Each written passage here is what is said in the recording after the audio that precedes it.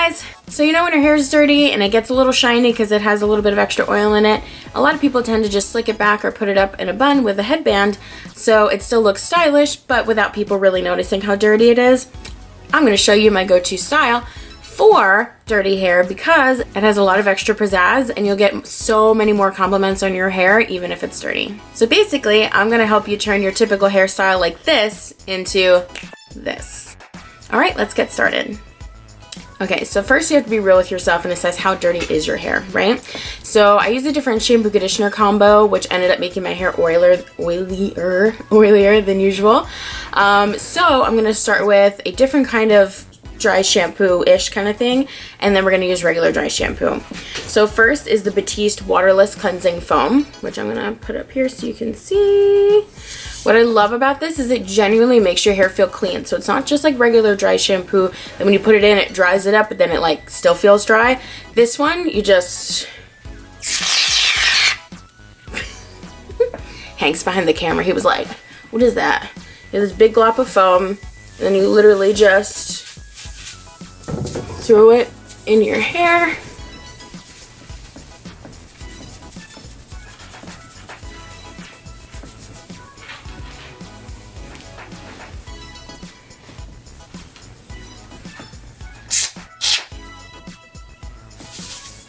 Kind of get any ends you feel like you may have missed. And typically with this kind of product, you can put it throughout your hair, but let's be honest, you really only need a little bit of a cleansing up at the top. So as you work it in your hair, you just make sure it's kind of, if you feel any extra oily spots, you go back and do it. I like to really massage it in because I don't like it just going in that top layer. I like to really kind of get in the middle and make sure all that's taken care of. And then what I recommend doing is wait a couple minutes because it does take a little bit of time for it to dry back down. In the meantime, while that dries down, I'm going to separate my hair because those 3 braids that you have in the middle, I like to separate the hair ahead of time. So when I do my braids, I don't have it kind of all over the place. I just have like a set section to use. To do that, I have this Wygo, unclear how it's pronounced, but this is like one of those blow dry brushes with the vents in it. But what I picked this out for specifically as well is the fact that it has this really nice point at the top. So if I wanted to, I can easily just go ahead and section the spots out. So I might, like, my head might go like a little off camera because I have a mirror behind this just to like help me see. So I'm just gonna...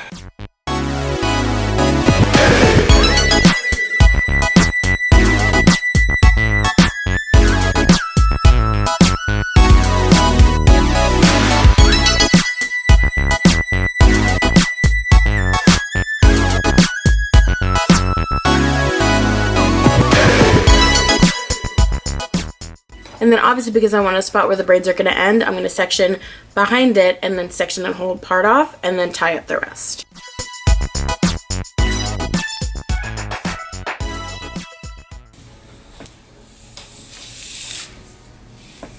Kind of brush down the other sides.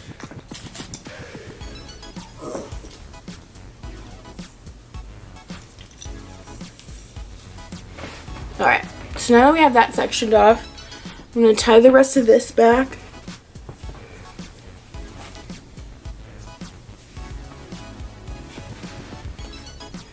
Okay, so I look crazy, obviously. So basically what we're going to do with this section, and again, the reason I like to section this off separately is that when you get to those end pieces, you don't want to start picking up extra strays outside the line you want to make because then it'll look jagged. So as long as you just kind of keep that straight there, you'll be fine. Alright, so you can do this a couple different ways. So you can start like left to right, right to left, and just do 1, 2, 3 or 1, 2, 3. Some people also really like to start in the middle. Personally, for me, I like to start left to right because I feel like once I start in the middle, I have extra hair on the sides that, like I said, we're trying to prevent even from the main part of the hair. So what I'm going to do is I'm just going to divide it into 3 separate sections so I know the amount of hair I need for the first braid, and then we'll do the next braids after that.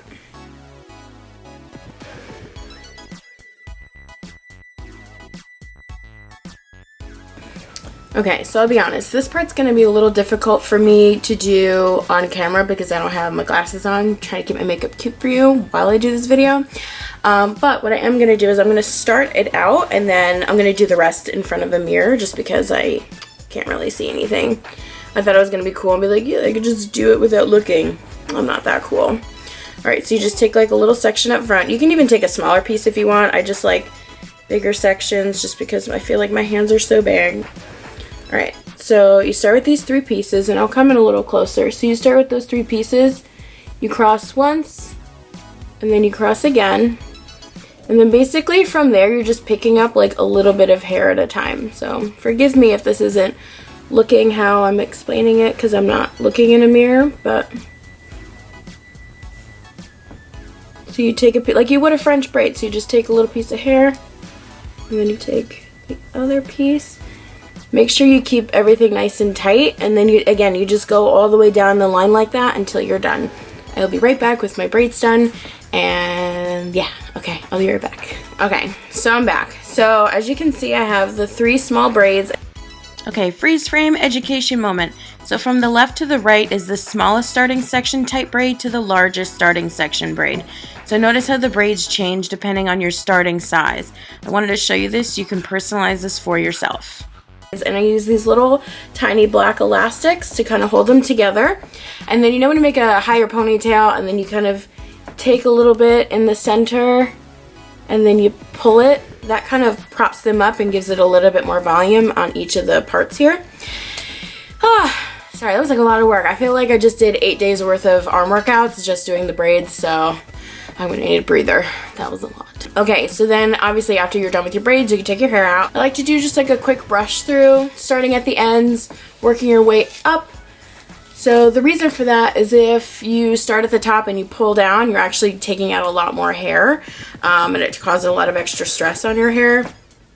So you want to make sure when you're brushing your hair, you always want to kind of start at the ends here.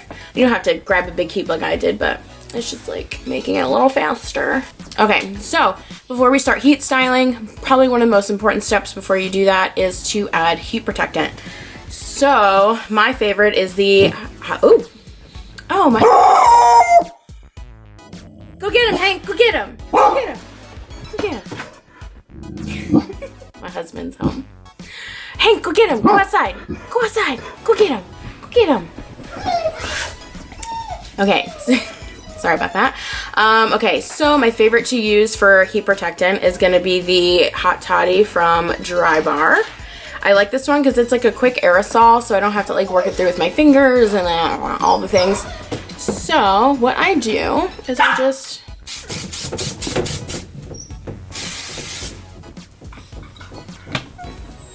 so you spray it through and then just kind of brush your hair again a little bit to make sure it's evenly distributed. We're gonna do the same thing for this side.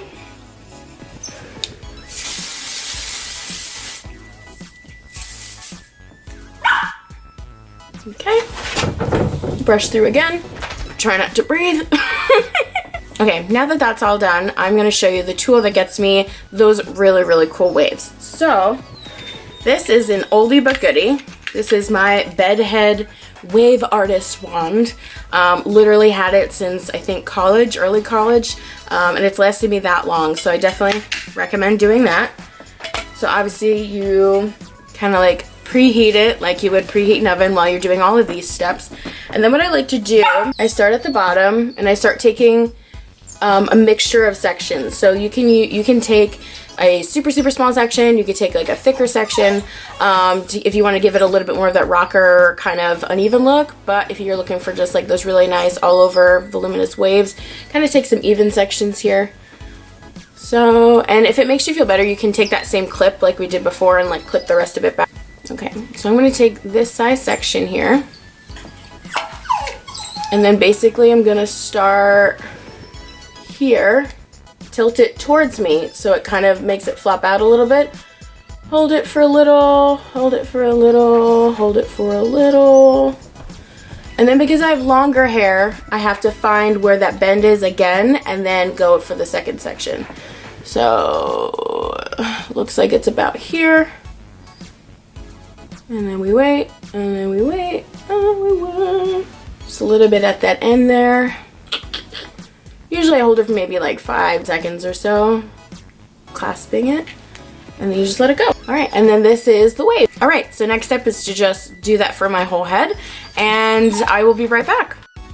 All right, so this is the final look. As you can see, doing the waves in increments up this way in smaller sections, which is what I did this time.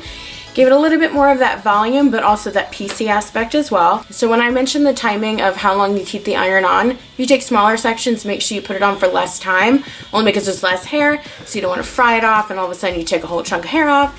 And if you have bigger sections, you just spend a little bit more time on it, not too much, don't like triple it or anything, but you just need to spend a little bit more time on that section because it'll have more hair. So to seal the deal with this look, I have a favorite hairspray that I like to use, and I also have a dry shampoo that I used while I did this as well. So after I did each section, I took a little bit of my Monat the Champ Conditioning Dry Shampoo and added it just a little bit to these sections because they were just a little too shiny for my liking, and the cleansing foam, I think I concentrated a little too much up here. I didn't put enough on the sides, so it didn't give it that kind of matte look that I wanted. And then to finish up, I'll be using my Refinishing Monat hairspray. The reason I'm not showing you on camera right now is because my husband's in the bathroom showering with the door locked, so I can't go get it at the moment, and I kind of want to get dressed. Those are my favorite two styling products. I do use their shampoo and conditioner as well, and I love it. I get a lot of extra hair growth in these spots that used to be balding, so that's like the big reason why I use them. It's not for everyone, but I just use the basic shampoo, conditioner type products, and I specifically use the Platinum Blonde one once a week to kind of make sure I get rid of the brassiness as my hair is washing from the last time I got my hair colored. Alright, so that's it. I hope you guys like this look, and let me know if you guys recreate this as well. Tag me at LeatherLovelyPH7. I would love to see you guys do these looks as well. Alright, until next time.